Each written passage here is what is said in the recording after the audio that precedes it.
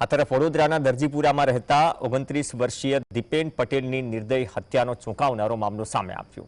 આ ઘટનામાં દીપેનનો જીગરી દોસ્ત હાર્દિક પ્રજાપતિ જ હત્યારો નીકળ્યો।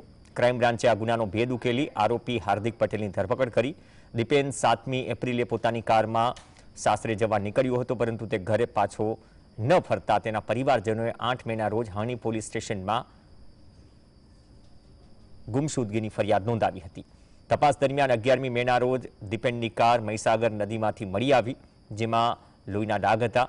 આખરે 12મી મેના રોજ દીપેનનો ડિસ્કમ્પોઝ થયેલી હાલતમાં મૃતદેહ મળી આવ્યો, અને એ પણ કલોલ તાલુકાની નર્મદા કેનાલમાંથી।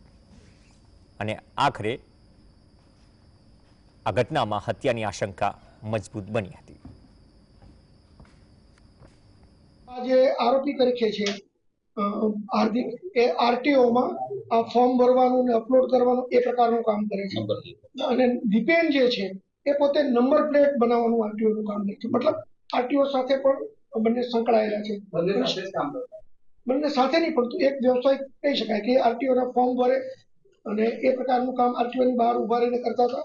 અને પહેલા છે એ નંબર પ્લેટ છે, હવે નંબર પ્લેટ આવી છે, એ નંબર પ્લેટનો લગાડવાનું કામ